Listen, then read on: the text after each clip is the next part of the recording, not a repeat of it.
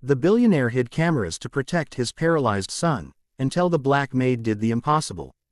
The first thing Jonathan Hale checked every morning wasn't the stock market, the news, or the messages from his board of directors. It was the cameras. Dozens of screens flickered to life in the darkened room of his penthouse office, each one showing a different angle of the same house, his house. Hallways, staircases, doors, and always, the bedroom at the end of the east wing. Jonathan leaned forward in his chair as the familiar image filled the largest screen. His son sat perfectly still. Lucas Hale, 10 years old, paralyzed from the chest down, eyes open but distant, staring at the thin slice of daylight slipping through the curtains. Machines hummed quietly beside him, measuring breaths, heartbeats, moments Jonathan felt he could lose if he blinked too long. Jonathan exhaled slowly. Safe, he told himself. That was the point of the cameras. Safety, protection, control. After what happened, he could not afford to miss a single second. 3 years earlier, Jonathan Hale had been named one of the most powerful men in the world. A self-made billionaire, praised for innovation, discipline, and foresight. He had built his empire by predicting outcomes before they happened. But he never predicted the accident. The crash had lasted less than 10 seconds. A drunk driver, a red light ignored, a sound like metal tearing itself apart.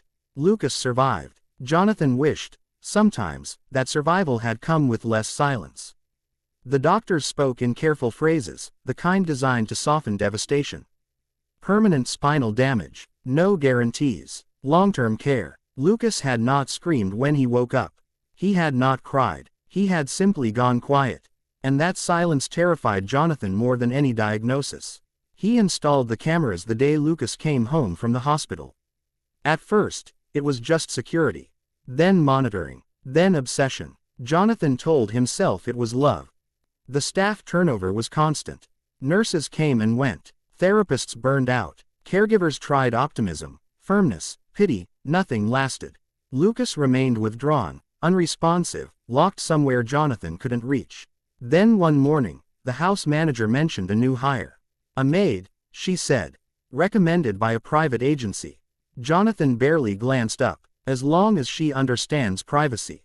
She does. Her name is Grace. Jonathan nodded, already turning back to the screens. Grace entered the house without ceremony. Jonathan noticed her because she didn't rush.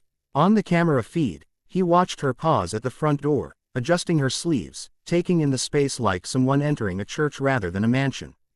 She moved with quiet intention, her posture straight but relaxed, her expression calm.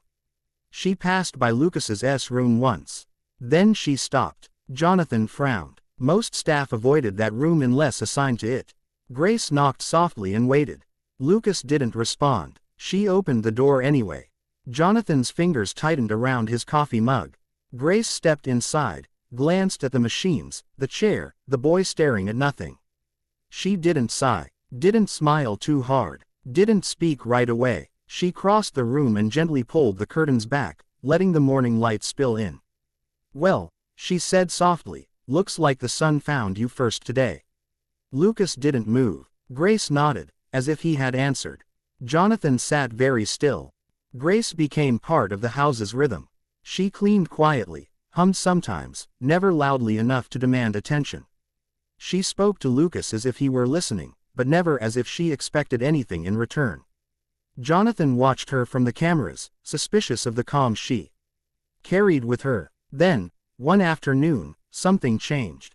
Grace was kneeling by Lucas's wheelchair, tightening a loose screw. "There," she murmured. "That should stop the squeaking. Nobody likes noisy wheels." Lucas's fingers twitched. Jonathan leaned forward so fast his chair scraped the floor. He rewound the footage, played it again. The movement was subtle, barely noticeable, but it was real. Jonathan's heart began to race. The doctors were cautious. "Small reflexes can happen," they said. "Don't get your hopes up." Jonathan ignored them, because hope was already there, blooming quietly every time Grace entered the room.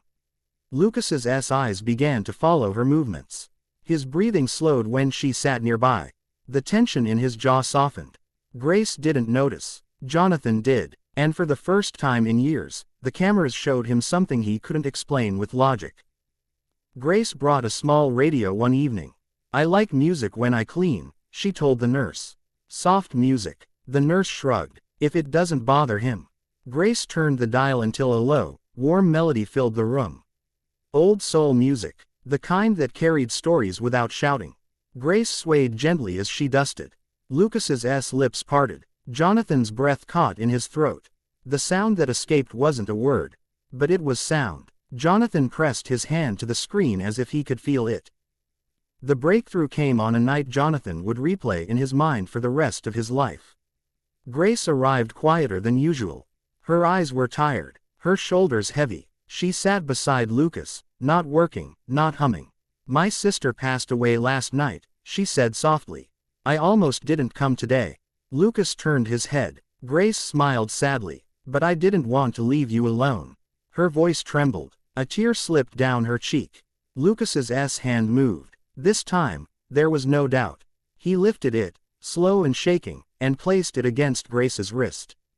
Grace froze. Her breath hitched. Jonathan stood up so suddenly he knocked over his chair. Grace bent closer, tears streaming freely now. "I'm here," she whispered. "I'm right here." Lucas's lips moved. Grace. The sound was broken, fragile, but unmistakable. Jonathan sank to his knees. The house filled with doctors, specialists, quiet amazement. Grace was gently ushered aside. Jonathan rushed into the room, forgetting the cameras, forgetting everything except the boy in front of him. Lucas looked at him, truly looked at him. "Dad," Lucas whispered. Jonathan wrapped his arms around his son and cried without shame. Later that night, alone in the control room, Jonathan watched the recordings again. Not the miracle, the moments before it, Grace sitting quietly, listening, being present without expectation. Jonathan reached out and turned off the cameras in Lucas's room. One by one, the screens went dark. The next day, Jonathan asked Grace to sit with him. "I thought watching meant protecting," he said quietly. "I was wrong." Grace folded her hands. "Sometimes people don't need watching," she said. "They need someone to stay." Jonathan nodded. That evening, he sat on the floor beside Lucas's bed. No screens, no cameras, just a father staying. Lucas slept, and for the first time in years, Jonathan did too.